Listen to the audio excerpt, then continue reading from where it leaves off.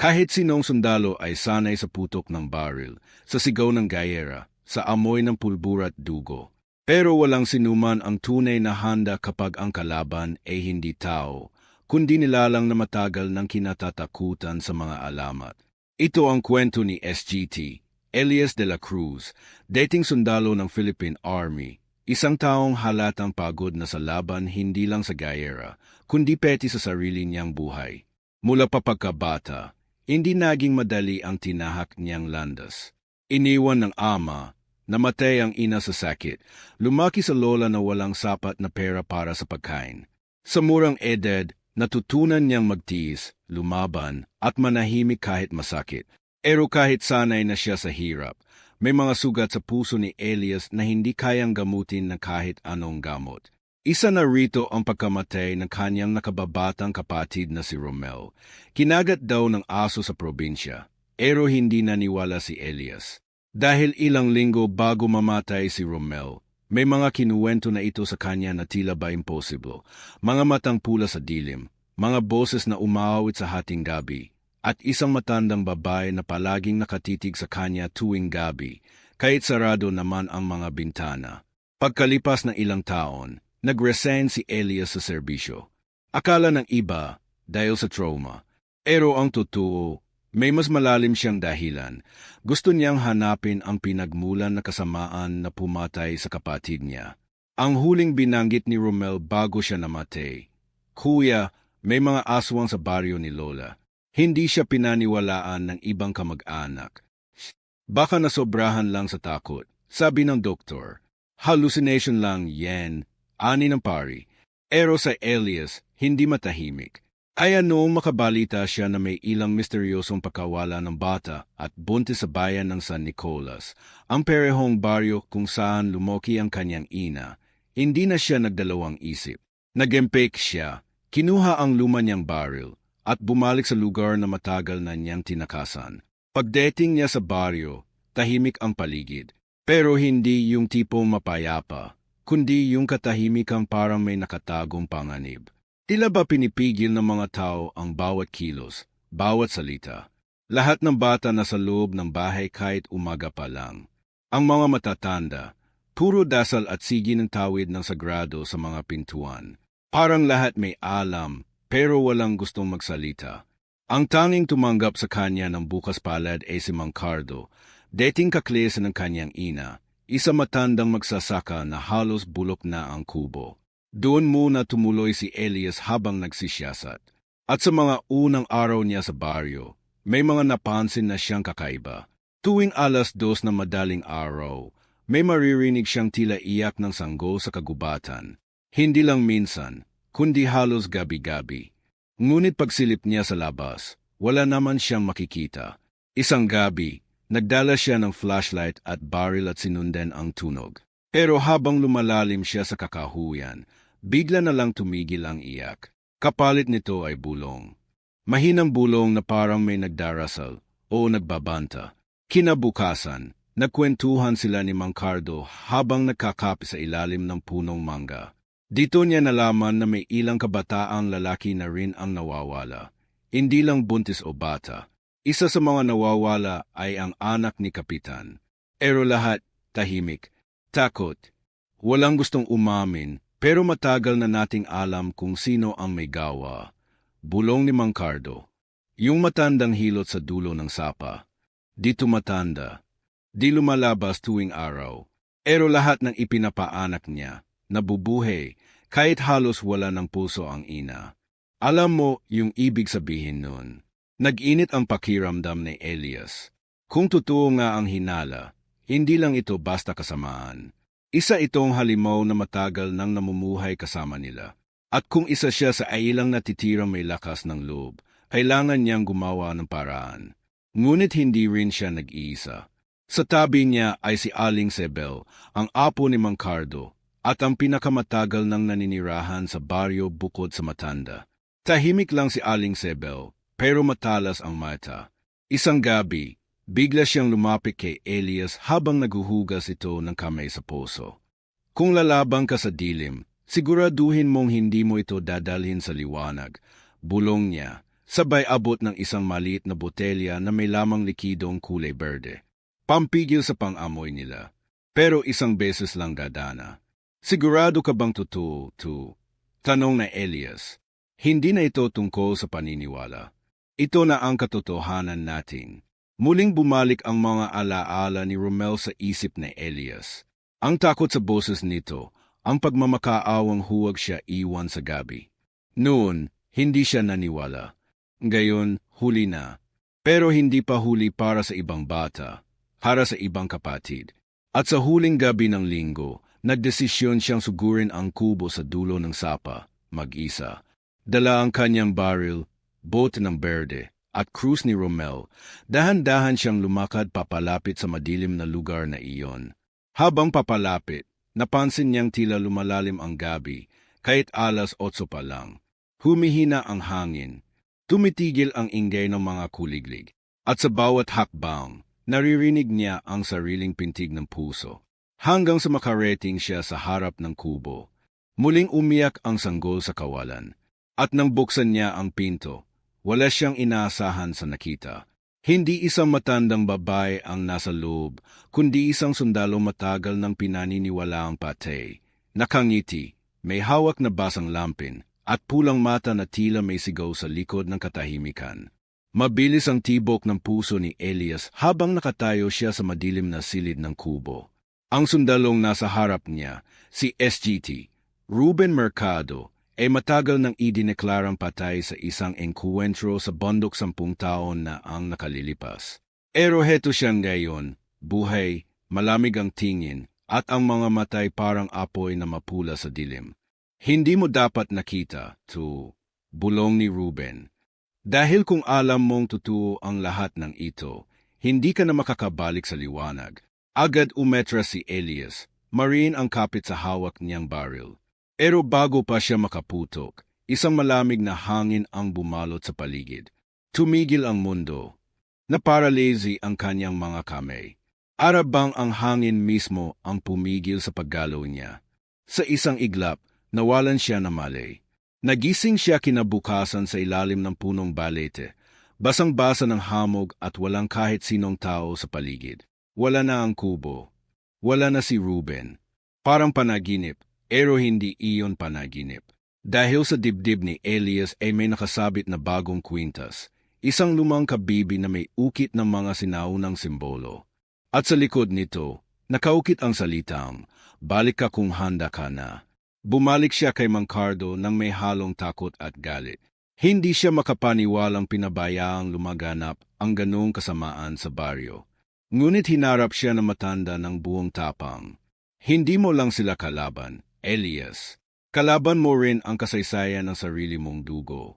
Nanlaki ang mata ni Elias. Anong ibig mong sabihin?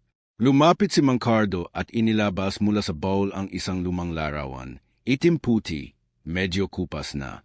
Doon ay nakita niya ang kanyang lola, ang ina nito, at isang misteryosong babaeng nakatayo sa likod nila na halos hindi tumatanda kahit sa mga sunod-sunod na larawan sa iba't ibang taon.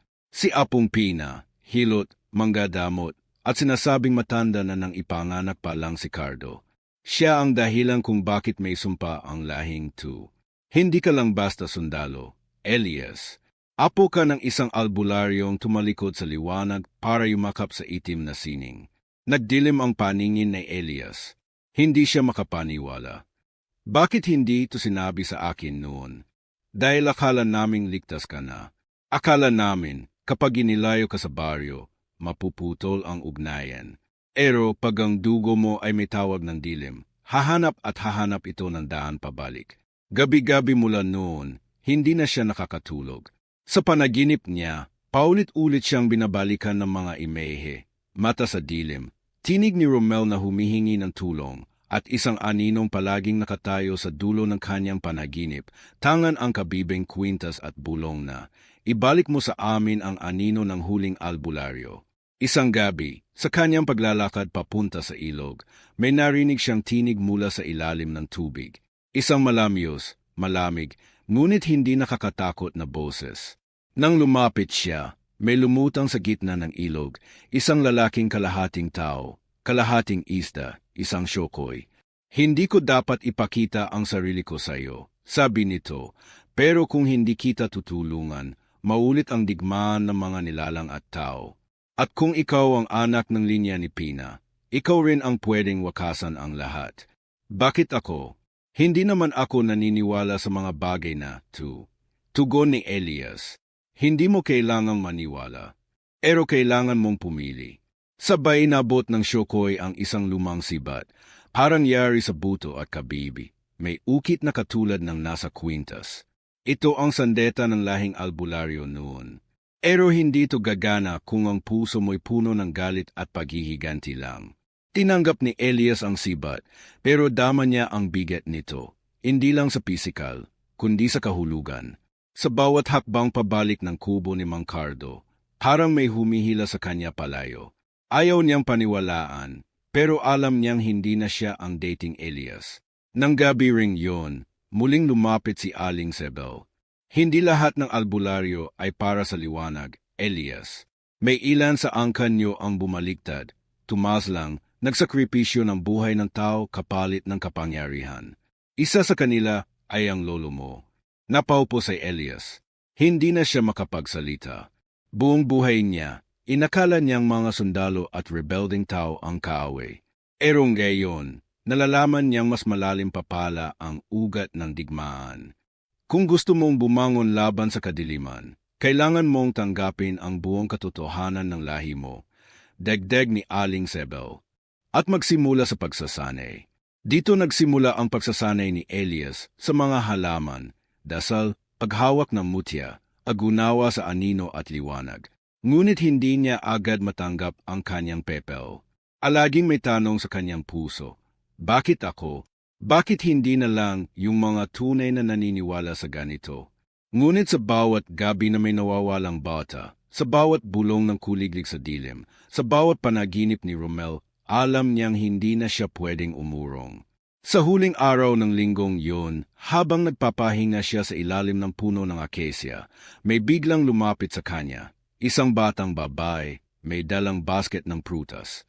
Tahimik lang ito, pero nang magtama ang mga mata nila, may malamig na haplos na gumapang sa batok ni Elias. Sabi na inay ko, ikaw daw ang huling pag-asa namin, bulong ng bata. Pero, pag hindi ka nanalo, ikaw rin daw ang huling magdadala ng dilim sa buong bayan. Napapitlag si Elias. Ngunit nang lingunin niya ulit ang bata, wala na ito. Ang basket, naiwang may dugo ang ilalim. Malamig ang gabi. Ang katahimikan ng paligid ay tila ba may dalang bigat. Nakatayo si Elias sa harap ng lumang simbahan sa gitna ng baryo, ang dating sagrado. Gayo'y tila iniiwasan ng lahat. Luma na ang kahoy ng pintuan. May mga basag na bintanang may nakasampay na tuyong dahon ng niyog. Hindi niya alam kung bakit siya dinala ng mga paa niya roon, pero nararamdaman niyang may kailangan siyang marinig o maramdaman. Sa dibdib niya ay nakasabi pa rin ang kabibi, at sa gilid ng baywang ang lumang sibat na ibinigay ng Shokoy. Mabigat ang kanyang mga hakbang, hindi dahil sa pagod ng katawan, kundi dahil sa bigat ng isip. Bakit siya? Anong karapatan niyang maging tagapagtanggol ng isang bayang hindi naman siya kinikilala? Isang lahing tinakwil siya, nilihiman, iniwan siyang mag-isa sa mundo. Naalala niya ang araw na pumanaw ang kanyang ina. Isang gabi ng bagyo, habang nag-aagaw buhay sa ospital, si Elias lang ang nandoon. Wala ni isa man sa mga kamag-anak mula sa baryo. Hindi rin nila ibinahagi noon ang dahilan ng pagkamatay nito. Sabi ng doktor, sakit sa dugo, pero may mga marka sa lig ng kanyang ina, mga sugat na tila hindi gawa ng karaniwang sakit. At sa huling bulong nito bago mamatay, iisa lang ang sinabi, patawarin mo si lola mo. Napakuyom ang kamao ni Elias. Ilang taon na niyang kinalimutan ang mga tanong, itinapon sa hukay ng pagkabata ang hinanakit. Erong gayon, isa-isa itong bumabalik, at ngayon, kailangan niyang harapin. Ang sakit ng pagkabigo, ang tanong kung bakit siya iniwan ng pamilya habang sila'y tahimik na nakikisalamuha sa kasamaan. Sa di kalayuan, may narinig siyang kaluskos. Mabilis, magaan, tila hindi lakad ng tao. Agad siyang nagbuntong hininga at hinugot ang sibat. Luminga siya, inakiramdaman ang paligid. May aninong dumaan sa likod ng dambana. Sumunod siya, mabagal ang hakbang, handang umatik kung kinakailangan. At doon niya nakita, isang batang lalaking nakatayo sa likod ng altar, adungis, nanginginig at may hawak na punit-punit na laruan. Tiningnan siya ng bata, nanlilisik ang mga mata. Hindi ka nila gusto rito, sabi nito. Lahat ng ipinanganak sa liwanag, sinusunog ng dilim. Hindi pa man siya nakakakilos, biglang bumaliktad ang anyo ng bata. Lumoki ang katawan nito, tumalim ang mga kuko, lumabas ang matatalim na ngipin, at sa isang iglap ay naging isang halimaw, kalahating tao, kalahating aso, may dila na parang ahas. Sumugod ito kay Elias, mabilis, parang hangin. Napaurong siya, pero mabilis din ang kanyang sagot. Iniharap niya ang sibat, at sa unang tama nito sa balat ng nilalang, bigla itong umurong na tila na sugatan hindi sa katawan kundi sa kaluluwa. Umatras ito, sumigaw na matinis, at biglang naglaho sa anino ng simbahan. Hingal na hingal si Elias. Hindi siya sanay sa ganitong laban. Hindi ito kasing linaw ng digmaang kinasanayan niya noon. Dito, hindi mo alam kung kailan atik ang kalaban, kung sino ang kakampi, at kung sino ang aswang sa katauhan ng karaniwan. Pagbalik niya sa kubo ni Mang Cardo, nagulat siya sa itsura na matanda. Halatang may alam ito. Isa na namang sugo ng dilim ang sumusubok sa iyo, ani Cardo habang nilalagyan siya ng langis sa mga gasgas. Pero huwag kang makamali, Elias. Habang lumalapit ka sa katotohanan, lalong dadami ang gustong pumatay sa iyo. Hindi ako bayani, tugon na Elias. May galit pa rin ako sa puso, sa pamilya ko, sa mga taong nanahimik habang namamatay ang nanay ko, habang tinatakpan nila ang katotohanan sa pagkamatay ni Romel. Hindi ako karapat-dapat. Alam mo bang si Apong Pina, ang albularyong sinasabi nilang sumira ng lahi natin, ay hindi talaga ang sumumpa sa baryong 2. Ani Mang Cardo, habang pinipiga ang isang tuyong dahon sa kanyang palad. Siya ang unang lumaban sa tunay na pinuno ng dilim, isang aswang na may kakayahang manghawa ng iba sa pamamagitan ng sumpa sa dugo. Ayat kung ang dugo mo'y may halong liwanag at dilim, ikaw lang ang may lakas na wakasan 2. Tumahimik si Elias. Hindi niya alam kung ano ang mas mahirap, ang tanggapin ang kasalanan ng kanyang lahi, o ang patawarin ang sarili niyang pamilya sa mga kasalanang hindi naman siya ang may gawa.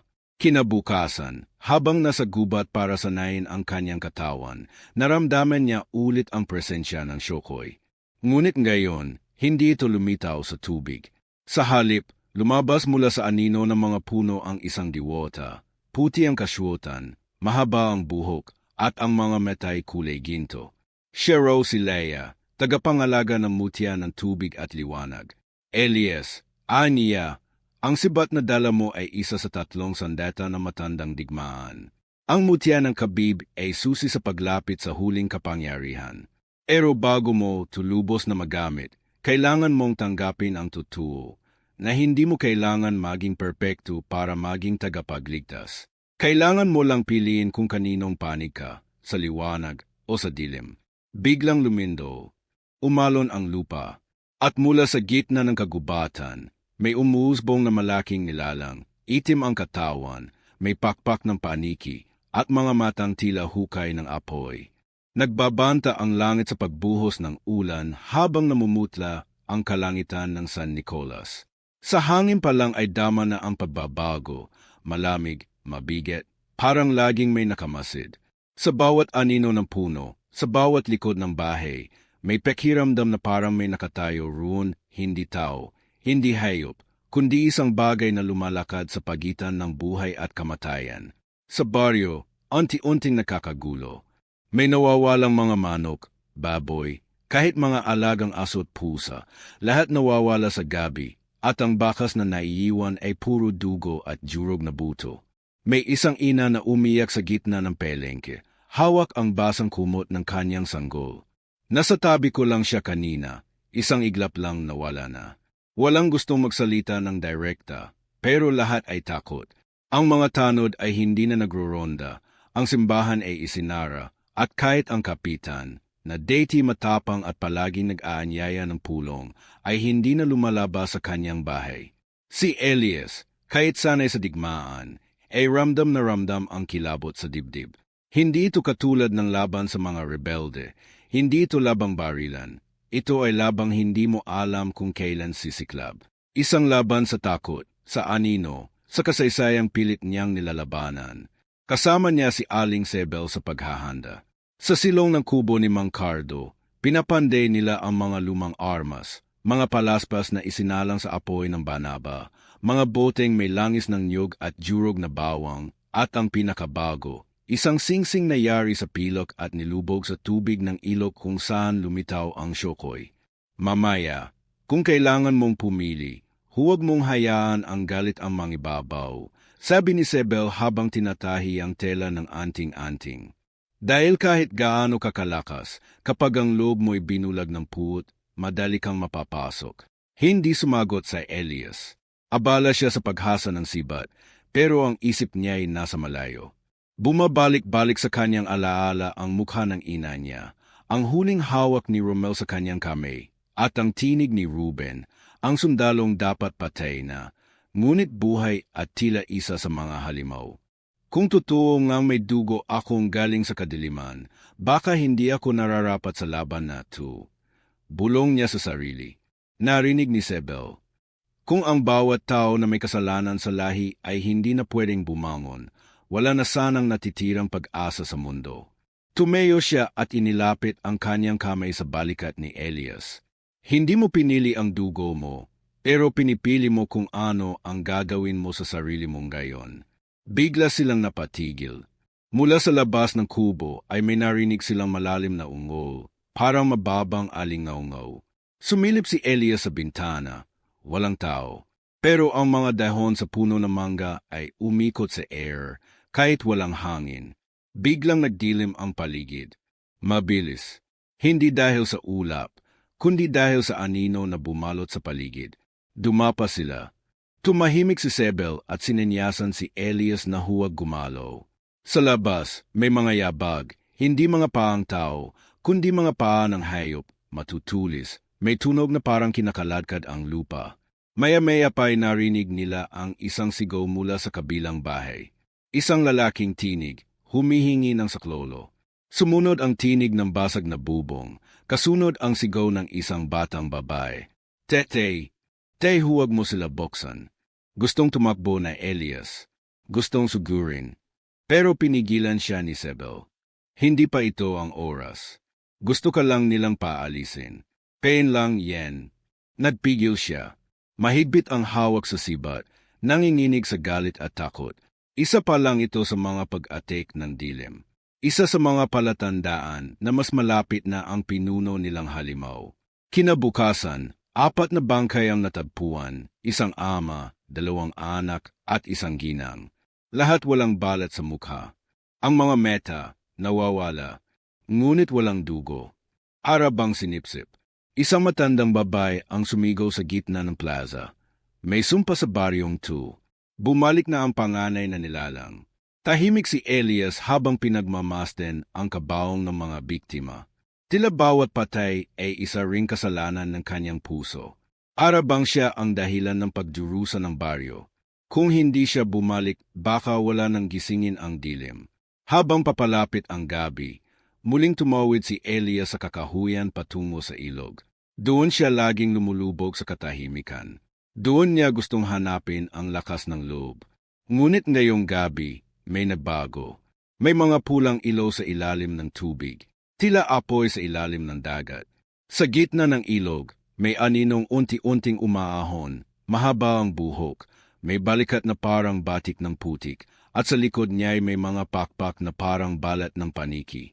Hindi ito ang Syokoy. Hindi ito si Leia. Ibang nilalang ito. Tumingin ito kay Elias. Ngumiti. Kaunti na lang, apo ng liwanag. Kaunti na lang, magiging isa ka rin sa amin. Hindi nakagalaw si Elias. Tila na jeyelo ang hangin. Ang sibat sa kanyang kamay ay kumikislap, nanginginig, at ang kabibi sa kanyang dibdib ay unti-unting umiinit. Sa unang pagkakataon, naramdaman niyang totoo ang lahat. At sa kaibuturan ng kanyang puso, naramdaman niyang darating na ang gabing wala ng atrasan. Hindi na umaga ang sumunod na araw, kundi isang mas mabagal, mas malamlam na pagbangon ng araw na tila wala ng init. Parang kahit ang liwanag ng araw ay nagdadalawang isip kung babalik pa ba sa bayang yun. Tahimik ang paligid, pero hindi mapayapa. Isa iyong katahimikan na parang may humihinga sa ilalim nito. Naghihintay lang ng tamang oras para umatik. Si Elias ay muling bumalik sa kubo ni Mang Cardo. Pero nang buksan niya ang pinto, walang tao. Kalat ang mga gamit, para may nangyaring kaguluhan. Ang bote ng langis, basag. Ang mga dahon sa altar, tuyot. At sa gitna ng mesa, may sulat. Huwag mo kaming hanapin. Hindi mo pa alam ang buong kwento. Napasinghap sa Elias. Agad siyang lumabas at tinungo ang bahay ni Aling Sebel, pero wala rin siya roon. Ang mga kapitbahay ay hindi makatingin sa kanya. Tahimik ang lahat. Parang may kasabwat sa pagitan ng mga dingding at lihim. Nasaan sila? Tanong niya sa isang matandang lalaki sa daan. Hindi ito sumagot. Tinakpan lang ang kanyang anak at dinala palayo. Lumalim ang kanyang hinala. Bakit biglang nawala sina Mang Cardo at Sebel? Bakit parang may alam ang buong baryo pero walang gustong magsalita? Habang nag-iisip, biglang dumating si Leia mula sa anino ng punong duhat. May hindi ka alam, Elias, sabi niya, malamig ang tinig. Ang mga akala mong kakampi ay hindi lubos na tapat. Anong ibig mong sabihin? Matigas ang boses ni Elias. Si Mang Cardo, siya ang unang sumira ng sigla ng mutya. Nanlaki ang mga mata ni Elias. Impossible. Siya ang tumulong sa akin.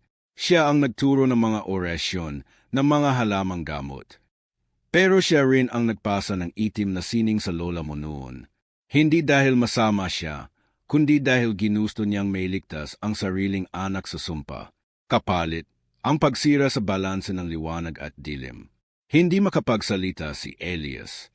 Araw may bumara sa lalamunan niya. Isang bahagi ng kanyang isip ay ayaw maniwala.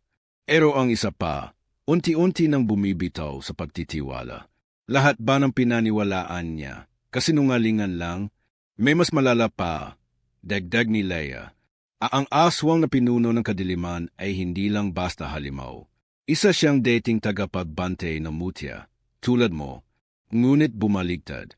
Dahil sa isang bagay. Anong bagay? Pagkakanulo. Tumahimik si Leia. Tumingin sa silangan. Katulad ng mangyayaring gayon, biglang lumindo. Dumagundong ang lupa. Mula sa likod ng mga puno, may umalingaw-ngaw na sigaw ng babae, pamilyar kay Elias. Tinig iyon ni Sebel. Agad siyang tumakbo, dala ang sibat. Tumawid siya sa palayan, sa kakahuyan, at sa dulo ng burol ay nakita niya si Sebel, nakagapo sa isang punong kawayan, duguan ang mga braso, at sa harap niya ay may tatlong nilalang na kalahating tao, kalahating hayop. Nakasaklob sa anino, pero sa mata pa lang ay halata na ang bangis. Pula, malalim, gutom. Umalis ka, Elias. It's a trap, sigaw ni Sebel. Pero huli na. Mula sa likuran niya, may malamig na patalim na lumapat sa kanyang batok. Huwag ka nang gumalaw. Bulong ng tinig at pagkatalikod niya, si Mang Cardo ang humahawak ng patalim. Bakit? Bulong na Elias, hindi makapaniwala. Bakit mo ito ginagawa? Dahil gusto ko na tumatapos, Elias, sagot na matanda. Ako ang nagbukas ng daan sa kadiliman. Ako ang tumulong sa aswang noon, pero hindi dahil gusto kong maging masama. Gusto ko lang iligtas ang anak ko. Ang ina mo. Nanginginig si Elias. Kaya ba namatay siya? Tumango si Cardo. Dahil tumanggi siyang sumanib sa dilim. Tinalikuran niya ang kasunduan ko sa halimaw. At bilang parusa, kinain siya ng sarili niyang dugo, ang sampang iniwan ko. Bumigat ang hangin. Umiyak sa Elias, hindi sa harap ng mga halimaw, kundi sa harap ng katotohanan. Lahat ng sakit na pilit niyang nilabanan, lahat ng tanong na matagal niyang inilibing, gayo'y anti-unting bumabalik. Hindi lang pala ito leban ng mga nilalang, kundi leban ng dugo, ng kasalanan, ng pagpili. Nagpakawala ng hiyaw si Sebel, at biglang nagliyab ang paligid. Lumitaw si Leia sa air, hawak ang liwanag ng araw sa kanyang palad. Napaurong ang mga halimaw, ngunit hindi sila umetras. Pinuno na siya ng kadiliman, Elias, sabi ni Leia. Si Mang Cardo, hindi na siya ganap na tao. Ngunit bago pa man makalapit sa Elias, isang aso na liwanag ang bumalot sa paligid. Mula sa anino ng lupa, umangat ang isang nilalang, nakasuot ng lumang uniform ng sandelo. Ngunit ang balat ay itim at bitak-bitok, at sa likod nito ay may pakpak na parang ngit-ngit ng gabi. Ikaw na nga pala, wika na nilalang. Ang huling anak ng liwanag, si Ruben. Matagal kitang hinintay, Elias. Dahil sa iyo, mabubuksan na ang huling mutya. Biglang pumutok ang kabib sa dibdib na Elias, at mula rito ay lumabas ang isang liwanag na kulay aso, imiikot, tumitibok na parang puso. Hindi mo pa alam, pero ikaw mismo ang susi. Dagdag ni Ruben, hindi para isara ang kadiliman, kundi para ito'y tuluyang may panganak. At sa sandaling iyon, tumigil ang oras. Lahat ng nilalang, tao man o hindi, ay tumigil sa galaw. At si Elias, naiwan sa gitna ng liwanag, kadiliman, at katotohanang siya pala ay maaaring maging pinuno ng alinman sa dalawa. Tumitibok na mabilis ang puso ni Elias habang nakatayo sa gitna ng kagubatan, habang ang baghaw na liwanag mula sa mutiyang lumabas sa kanyang dibdib ay umikot sa paligid niya, parang kaluluwang hindi mapakali. Sa harap niya, si Ruben, dating sundalo, gayo'y halimaw ng dilim, unti-unting umahon sa buong anyo ng kanyang kapangyarihan. Ang kanyang katawan ay mistulang abo na ginawang laman, ang mga mata ay hukay ng apoy, at ang boses nito'y parang libing ng panahon. Elias, bulong ni Ruben, hindi mo na mababawi ang lahat, pero may pagkakataon ka pa. Isang pagpili. Sumama ka sa akin, at walang sinuman ang kailangang mamatay pa. Hindi sumagot si Elias.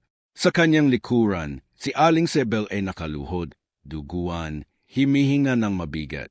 Si Mang Cardo, gayon ay kalahating tao, kalahating anino, ay tahimik lang na nakatayo sa gilid ni Ruben. Wala nang bakas ng dating pagkatao sa kanyang mga mata. Tila naging bahagi na siya ng mismong dilim na minsan niyang tinawag na kaligtasan. Hindi mo ko naiintindihan, Ruben, sagot ni Elias, mahina ngunit matatag. Hindi ako tumayo dito para manalo. Nandito ako para tapusin ang kasalanan ng lahi ko. Nandito ako para harapin ang lahat ng tinakbuhan niyo. Tumawa si Ruben, malalim at mapait. Lahat tayo may kasalanan, Elias.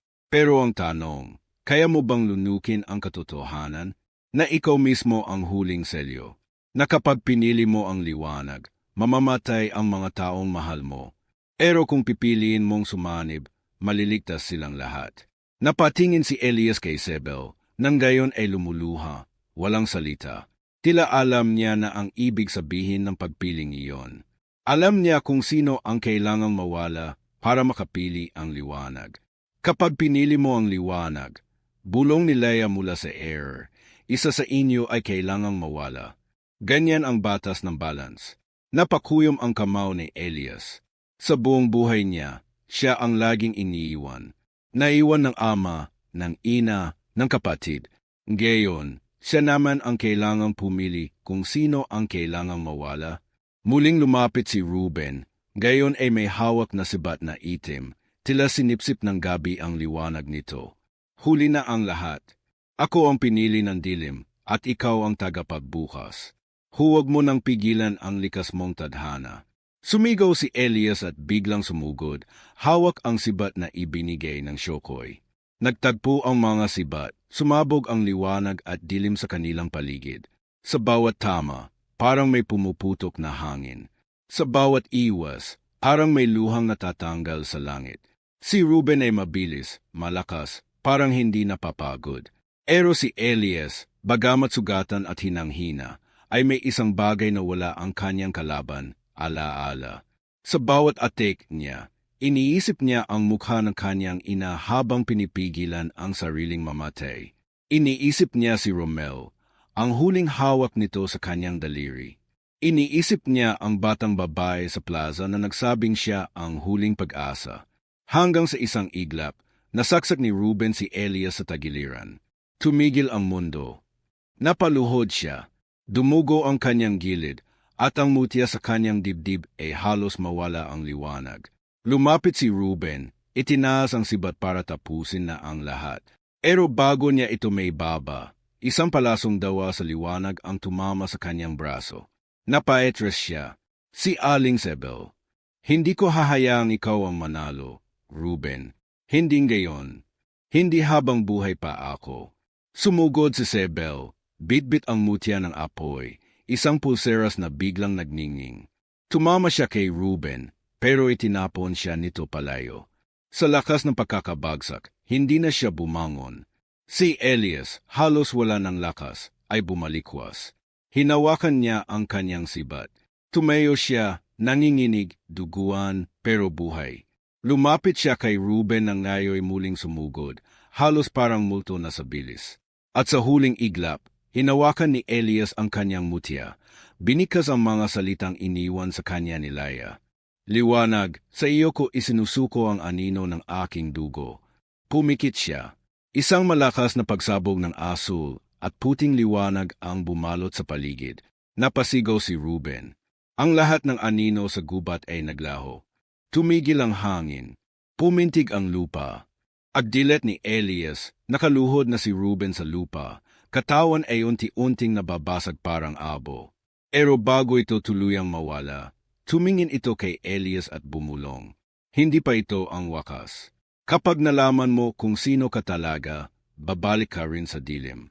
At tuluyang naglaho si Ruben sa hangin, kasabay ng pagkawala ng bigat sa hangin. Napasando si Elias sa puno, habol hininga, nanginginig. Si Aling Sebel ay walang mali, ngunit buhay. Si Mangkardo ay wala na. Natupok ng sariling kasalanan. Lumingon si Elias sa paligid. Wala na ang mga halimaw. Wala na ang dilim. Pero ang mutya sa kanyang dibdib ay nananatiling buhay at sa kaibuturan nito may bahagyang panginginig. Para may natitirang lihim. Para may hindi patapos. Sa katahimikan ng kagubatan, may narinig siyang tinig. Elias, hindi mo pa alam kung sino ka talaga. At sa aninong dahan-dahang gumalaw sa gilid ng kanyang paningin, muling bumalik ang lamig sa kanyang batok. Umaga na. Tahimik ang kagubatang minsang naging pugad ng lagim.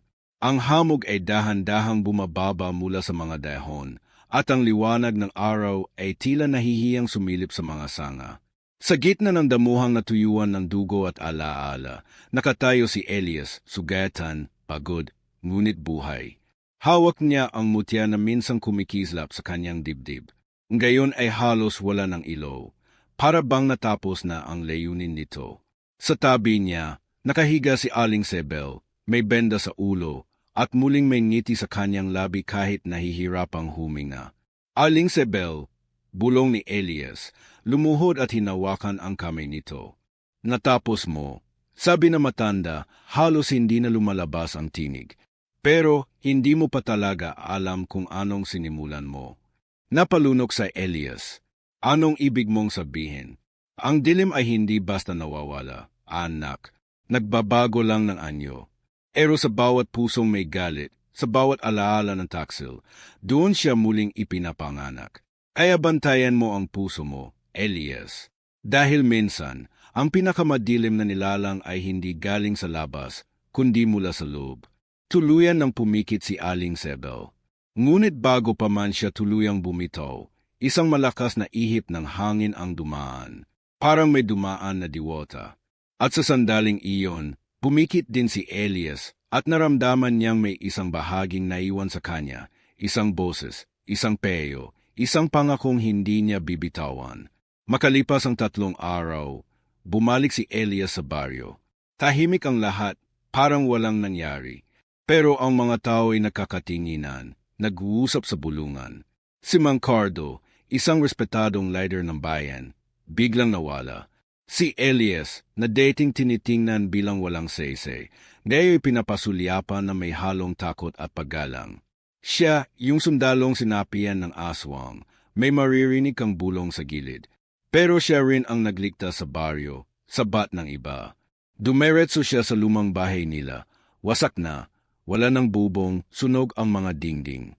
Dito siya lumuhod at ipinikit ang mga mata. Sa harap niya, isang kahong kahoy ang nahukay na. Luma na ito, pero buo. Nasa loob ang mga sulat ng kanyang ina, mga larawan ng kanyang ama noong sundalo pa ito, at isang lumang kwintas, may maliit na susi sa dulo. Napahawak siya sa kwintas. Hindi niya alam kung anong binubuksan nito, pero alam niyang ito ang susi sa susunod na bahagi ng kanyang landas. Kasama ng mutya, isinabit niya ito sa lig. Parang sinasabi sa kanya na tadhana, hindi pa tapos. Sa gabing iyon, sa gilid ng apoy sa gitna ng baryo, nilapitan siya ng isang batang babay, si Lyra, ang anak ng nasirang si Mang Dedo. Kuya Elias, wala na si tatay. Pero, salamat. Ikaw lang ang lumaban para sa atin. Hindi niya agad alam ang isasagot. Pero lumhod siya sa harap ng bata at pinisil ang kamay nito. Lyra, may mga laban na di natin pinipili. Pero pinipili nating lumaban dahil may dapat tayong ipagtanggol. Napayuko si Lyra, saka yumakap sa kanya. Tahimik lang sa Elias habang pinagmamasdan ang langit. Wala ng asul na liwanag. Wala ng boses ng diwata. Pero may bituin na muling kumikislap. Arang sinasabi sa kanya na kahit nawawala ang liwanag, may gabay pa rin. Sa mga sumunod na linggo, anti-unting bumalik ang baryo sa normal. Pero si Elias, kahit tanggap na ng karamihan, ay alam na hindi na siya katulad ng dati. Marami pa siyang hindi naiintindihan tungkol sa kanyang ama, sa kanyang ina, sa tunay niyang pinagmulan. At sa boses na laging bumubulong kapag mag-isa siya, babalik ang dilim. Ikaw ang huling tagapagbantay. Isang gabi bago siya umalis, pumunta siya sa libingan ni Aling Sebel. Inilapag niya roon ang mutya, gayon ay wala ng liwanag, ngunit puno pa rin ng alaala. Salamat, Inay, bulong niya. Hindi mo ako pinabayaan. Hindi kita tunay na ina, pero ikaw ang nagturo sa akin kung paano magmahal. At kung paano lumaban para sa tama. Tumayo siya, at sa kanyang likuran ay dumopo ang isang puting uwak, isang hayop na di karaniwang makikita sa bayan. Tumingin ito sa kanya, saka tumilapon sa langit. Kinuha ni Elias ang bag na puno ng mga lumang sulat, sandeta at ang susi. Sa kanyang puso, may halong lungkot at liwanag. Dahil sa wakas, alam na niya kung sino siya. Hindi tagapagligtas, hindi sundalo, kundi isang anak ng kasaysayan, tagapagdala ng sugat at pag-asa. Umalis siyang walang paalam, walang sigawan, walang kwento. Isang anino sa ilalim ng araw. Pero sa kanyang nilalakaran, ang bawat yapak ay may dalang pangako. Na kung muling bumalik ang dilim, hindi na siya tatakbo. Hindi lahat ng bayani ay nagwawagi sa liwanag. Minsan, ang tunay na tagumpay ay ang pagpiling lumaban, kahit alam mong baka matalo ka. At sa puso ng isang sugatang sundalo, naroon ang tunay na liwanag, tahimik, totoo, at walang kapalit.